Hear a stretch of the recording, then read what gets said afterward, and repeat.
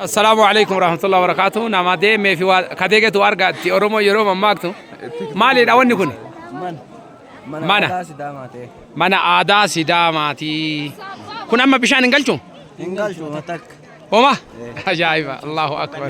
qarshii meeqa akka fixu bichaa namni beeku jira kun ammusatti qorqorroo caalaa fidaa qarshii eh qorqorroo caalaa fixa kaamu allah akkuma argaa jirtani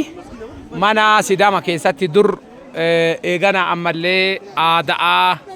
mana akkaan beekama kan eegana ammallee gatiin inni ittiin hojjetamullee gatii qorqorroo caalaa jedhan bishaan wanni jedhamu takkan seenu jedhan kanumaa wajjin ammoo bishaan takkan seenu waggaa meeqa ta'a waggaa meeqa ta'a waggaa fedha ta'a kudhan wayii akkasiin ta'a. allah waggaa 15 waggaa 15 maasha allah maasha allah